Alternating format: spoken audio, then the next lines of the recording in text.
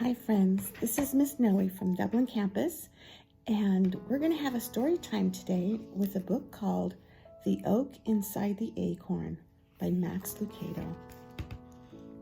The acorn looked at the world around him. Green hills rolled their backs in the distance, bright daisies bloomed below him. Above him a family of puffy white clouds floated through the blue sky. The world looks so big, the little acorn said to his mother. I'm just so glad to be right here with you. His mother was a tall, beautiful oak tree. I'm glad too, my little acorn. It's good for you to be here with me now. But when your time comes to go into the world, you'll be fine. I'll be afraid. Mother Oak hugged the little acorn in her strong branches. Within you is a great oak, little acorn. Just be the tree God made you to be. The thought of letting go and leaving the safety of his mother's branches was scary to little acorn, so he tried not to think about it.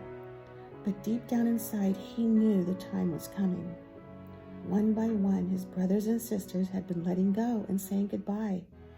They had been afraid too, but their mother had assured them the same words. Within you is a great oak. Just be the tree God made you to be. Each time he heard this, little acorn would look at himself and say, an oak in me? He was so small, it was hard for him to believe he could ever be a tree. The time to let go came sooner than little acorn wanted. It started with a bump. He was resting one summer afternoon, thankful for the coolness in the shadow of the leaves, when, thud, the tree shook. His mother's branches trembled, and little acorn began to swing back and forth. A farmer's pickup truck had accidentally backed into the tree trunk. Little acorn had swung before, stirred by the wind, bumped by climbing kids, and each time he had always held on. But not this time. He tried. He pressed his thin stem into the branch as hard as he could. It didn't work. He was a heavier acorn than he used to be, and his stem began to pull away from the branch. Uh-oh, Mom! It's okay, little acorn, Mother Oak assured him. You can't hang on forever. It's time you've got to let go.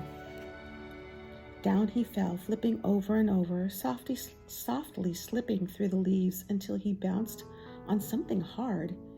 He had landed in the back of the pickup truck. The truck vibrated and began to drive away. It's okay, little acorn, his mom called out. Within you is a great oak. Just be the tree God made you to be. Little acorn barely heard the last few words. The truck was already moving down the road, going somewhere. He just didn't know where. As the truck bounced, so did the acorn. Ouch, he said. This is rough. It gets better, he heard a voice say. Rolling over, little acorn looked up at a young tree. Who are you? He asked. I'm a new little orange tree on my way to be planted. What do orange trees do? Asked the acorn. By now the road and ride were smoother. We grow oranges. Oh, answered the acorn. He didn't know what an orange was and was just about to ask when the truck slowed to a stop. Wow, exclaimed Orange Tree, who was tall enough to see out of the truck. What is it? Asked the acorn. Trees, orange trees, everywhere. It's an orange grove. Okay, little orange tree, it's time for you to be planted, the farmer said as he lowered the truck tailgate and climbed into the back of the truck. The acorn rolled away just in time to avoid the farmer's big foot. The farmer took the tree and was gone for a long time. Little acorn stared at the sky as it began to darken. He missed his mother oak and her strong branches. This would be his first night away from her. The tailgate banged and then the farmer jumped in. A quick sweep, he said, and I'm headed home. Little acorn had never seen a broom. He barely saw this one before it set him high in the air. He landed in soft dirt. I wondered what happened to you. It was Orange Tree. Little acorn was happy to hear a familiar voice. Is this your new home? It sure is, Orange Tree said, and it looks like you're home too. Little acorn had one more question. Orange Tree, What do I do next? Orange Tree's voice was sleepy. Just settle in, little friend, and rest. God will make you grow. And so little Acorn did just that. He rested that night, the next day, that week, the next month. There, in the soft soil surrounded by oranges, he sank deeper and deeper into the ground and slumbered. He slept a long, long time. When little Acorn awoke, he didn't know where he was.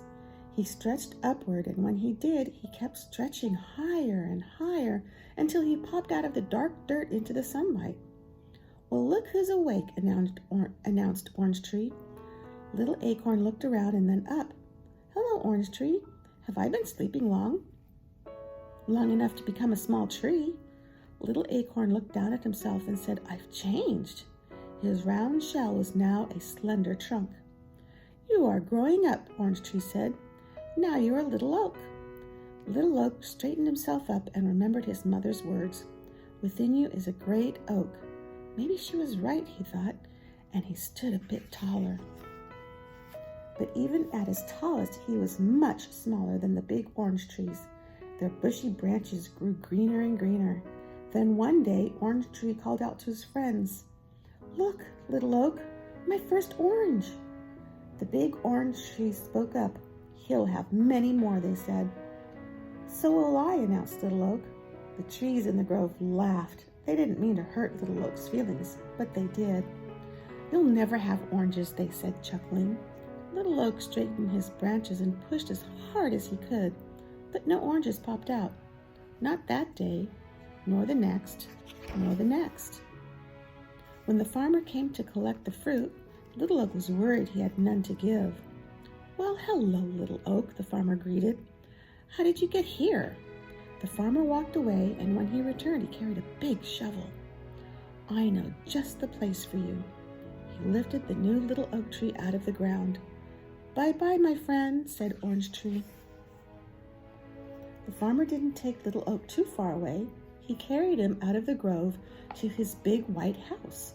The farmer chose a spot in the backyard overlooking the orange grove. Let's see how you do here, he said. Then he dug a deep hole and set Little Oak inside it. He placed dirt around the little oak and pressed it tightly around the tree's roots. Little Oak liked his new home. For the first time, he stood taller than almost everything around him. Little Oak was stretching his roots into the dirt when he heard, Hi, I'm Pink Petunia. Who are you? Little Oak looked at the bright flower near the house. He started to answer, but Pink Petunia didn't give him time. Rosie's next to the house. Hi there, chirped Rosie. Daisy's here too. That's me, said a white and yellow flower. Hello, little tree. Pink Petunia continued. We are soft and smell sweet. What about you? Little Oak didn't know how to answer. He knew he had no oranges. Do you grow flowers? Pink Petunia asked. Little Oak never remembered seeing flowers like roses or petunias on his mother. But still, maybe oaks did grow flowers. Maybe I could. Maybe that's what I'm made to do, he answered. So he tried. As hard as he could, Little Oak tried to grow flowers like his friends could grow. As the sun grew hotter, they unfolded into a rainbow of pinks, reds, and yellows. Little Oak, however, just grew taller. As his days grew longer, his roots grew deeper. Every day he tried to grow colorful flowers, but he never could. Pink Petunia could, so could Rosie, so could Daisy, but not Little Oak. Finally, Little Oak decided to rest. His branches were tired and drooping. His leaves were dropping. Even the flowers were sleepy. We're going to rest now, Little Oak, the flowers told him. And they did. The sky grayed and days shortened and the whole garden slept. While Little Oak slept, he dreamed. He dreamed of his days as a little acorn on his mother's branch. Deep in his sleep, he heard her soft voice. Within you is a great oak. Just be the tree God made you to be. When the sun warmed his branches, Little Oak awoke. Only he wasn't so little anymore. He could see farther. He had grown taller and wider. The wind didn't bend him as much. His branches were as big as his trunk used to be. Little Oak was becoming a big oak. Many years passed, and each year he grew bigger and wider, wider and bigger, until everything in the farmer's yard looked up to him.